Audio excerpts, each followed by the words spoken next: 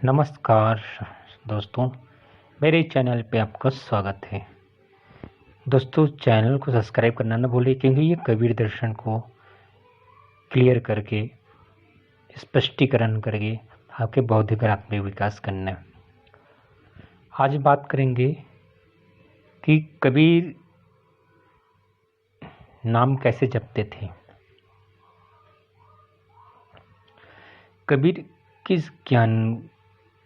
कबीर के अनुसार भक्ति कैसे करनी है, सिमरन कैसे करनी है।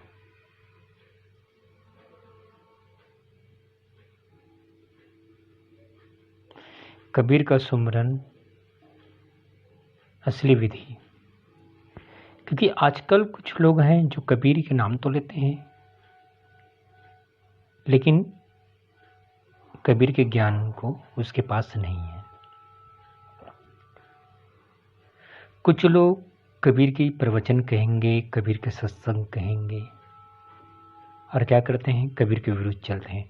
कबीर ने स्पष्ट किया है कि आंख न मूंदो, कान न मूंदो, तनिक कृष्ण न धारो, खुले नयन से हंस हंस देखो, सुंदर रूप निहारो।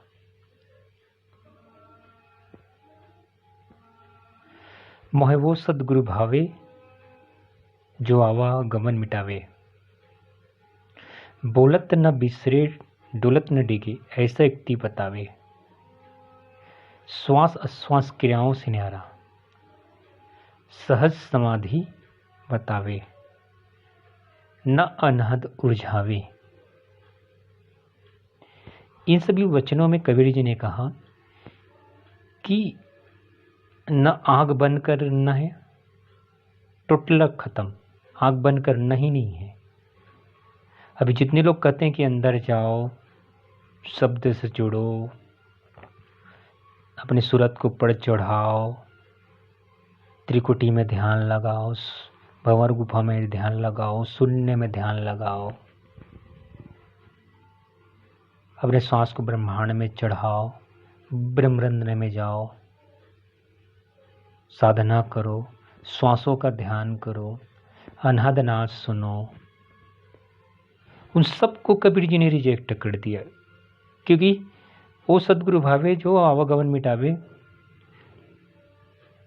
द्वार न मूंदे, पवन न रोके। ये सब आंख न मूंदे, कान न रूंदे, तनिक कृष्ण न धारो, श्वास अश्वास किनारे रूप, यानी न वो सांसों का ध्यान कराता है, न द्वार बंद कराता है, न सांसों को ऊपर चढ़ाता है, क्योंकि आंख बंद करना ही नहीं है, बाकी सब खत्म।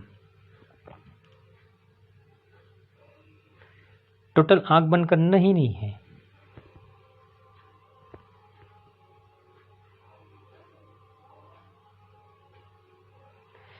तो फिर क्या करना है, कबीर जी कैसे करना है। नाम जपते थे, नाम जपने को कहा है। कुछ लोग कहते हैं कि कबीर जी ने सत्य नाम दिया था, उस सत्य नाम को जपवा रहे हैं श्वास द्वारा, सांस छोड़ के। कोई सोहम हंसो दे रहा है, कोई सोहम को टुकड़े में दे रहा है, सा इसी को जप्पा जाप कर रहे हैं। सांस छोड़ते हैं हम, और सांस रहते हैं सो, तो सोहम हंसो इस तरह करवा रहे हैं। कोई लोग मन ही मन द्वारा सतनाम पुकवा रहे हैं।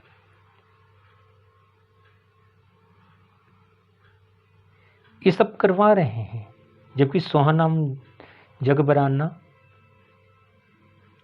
आदि नाम को गुप्त कराना। हाँ, क्योंकि सोहम नाम से मुक्ति नहीं है, तो सोहम तो जपना ही नहीं है। कुछ लोग हम शब्द जोड़ रहे हैं, कोई लोग सत्य कबीर कर रहे हैं। अरे सत्य कबीर कहो, सोहम नाम, ये सब अक्षर है, 52 अक्षर। सत्य कबीर भी 52 अक्षर में ही है। अगर कोई भी आप नाम जपते हो, 52 अक्षर में है। कबीर ने तो कर फिलू मारा फिलू, जिब्य कहे न राम, सुमरन मेरे हरि करे, मैं पाऊं विश्राम।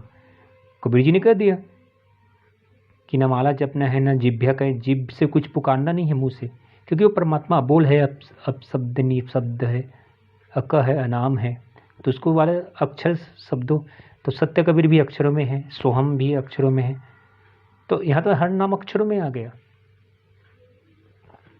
तो कबीर जी इस सब चीज़ को नहीं जपते थे, कोई लोग सत्य नाम जपवा रहे हैं, सत्य नाम, ये भी नहीं है। कई लोग सोहम कर, ये भी नहीं है। ओम तत्सत कई लोग कह रहे हैं ओम तत्सत, इसको नाम बना दिए। अरे ओम कहो, अ उ मा से ओम बना है, ये भी अक्षर है। ता उसमें त भी है, वो भी अक्षरीच है। और सत कहो, वो भी अक्षरी है, क्योंकि परमात्मा ना सत्य है ना असत है, ये तो स्पष्ट कबीर जी ने कह दिया। सद भी, यानी जो अक्षरों में है वो परमात्मा हो ही नहीं सकता। तो कई लोग ओम तत् को ही सतनाम बना रहे हैं। तो ये सब फालतू चीज़ें हैं। सबसे पहले मैंने एक और वीडियो बनाया था, कबीर जी ने कह दिया बिन दरस बिन ज्ञान के नाम लिए क्या है, कुछ भी नाम जपो। अब ओम नाम जपो, सोहम नाम जपो, तत् नाम जपो, आदि नाम जपो, सत नाम जपो, कुछ भी नाम जपो, बिन दरस बिन ज्ञान के, बिना परमात्मा के दर्शन के ज्ञान के नाम ले क्या हो। तो एक पूर्ण सदगुरु पहले परमात्मा का पहले परमात्मा का दर्शन कराता है, फिर वो नाम जपवाता है। और नाम भी कौन सा, जो अक्षरों से परे हो। तो कबीर जी कैसे नाम जपते थे, वो साधना विधि कैसे करते थे। कबीर जी सहज समाधि द्वारा, सहज समाधि का अर्थ क्या होता है, सहज समाधि द्वारा नाम जपते थे। कबीर का नाम 52 अक्षरों से पड़े है। तो कबीर जी सुमरन कैसे करना है, कबीर जी सुमरन कैसे करते थे। सबसे पहले कबीर जी के अनुसार पहले परमात्मा का दर्शन करो, फिर सिमरन करो। देखो, सिमरन का अर्थ होता है स्मरण, याद। अब याद तो तभी रहेगा जब उस वस्तु को आप देख चुके हों। जैसे मैं राजू से मिला हूँ, अब मैं राजू से मिला हूँ, अब मैं राजू के बारे में याद कर सकता, तो याद ही सुमरन है। याद में शब्द उब्द कुछ नहीं लगता। याद में क्या है, स्मरण। याद कर, सिमरन का होता है स्मरण करना, याद रहना, ध्यान रहना। अब जिस चीज़ को मैं देखा नहीं हूँ उसका ध्यान। अब कई लोग ध्यान का अर्थ बताते हैं आंख बंद करके एक जगह बैठ जाए, ये ध्यान नहीं है। ध्यान का अर्थ होता ही है सिमरन। सिमरन ध्यान एक ही चीज़ है, अर्थात जो चीज़ मुझे याद रहे, जो चीज़ मुझे याद रहे वही सिमरन है। तो याद कब रहेगा, जब उस चीज़ को मैं देखूँ हूँ। इसी तरह पहले परमात्मा का दर्शन, फिर उसकी याद करना। तो सुमरन के बारे में कबीर जी ने बहुत सुंदर कहा कि सिमरन की सुध यूं करो जो सुर भी सुत माही, चार थे वन में फिर भी विसरे नाही। कि एक गाय होती है जिसकी बछड़े जन्म हो लिया रहता है नए नए, तो क्या कहते हैं, वन में चारा चरने जाती है और उसका ध्यान कहाँ बना रहता है, अपने बच्चे पर। इस तरह हमको सिमरन करना है। सिमरन की सुधियो करो जोग अगर पनिहार, हिले डोले सूरत में कबीर कहे विचार। जैसे राजस्थान के बारे में कई जगह महिलाएं बहुत दूर दूर तक पानी जाती हैं और सिर के ऊपर मटके के ऊपर रहता है। अब वो सहेलियों से बात कर रही है और जमीन भी ऊपर खाबड़ है, फिर भी उसका ध्यान किस में बना हुआ है, याद किस में बना हुआ, उस पानी की तरफ उसका याद एहसास बना हुआ है। चल रही है, सहेलियों से बात कर रही, फिर भी उसके एहसास, उसका ध्यान उस पर किस में बना हुआ है, सूरत किस में बना हुआ है, उस पानी पर। इस तरह तुम्हारा सूरत परमात्मा में होना चाहिए। तो सबसे पहले सूरत परमात्मा तब रहेगा जबकि आपकी सूरत को एक बार परमात्मा का दर्शन हो, क्योंकि इस सूरत में सुमरन तो तभी होगा जब वो परमात्मा का आप दर्शन करे हो। तो पहले परमात्मा का दर्शन, फिर आपको सिमरन करना है। पहले उस वस्तु को आपको दिखाना है, देखना है, पहले परमात्मा का दर्शन करना है, फिर उसकी याद करनी, याद ही सिमरन है। तो कबीर जी ने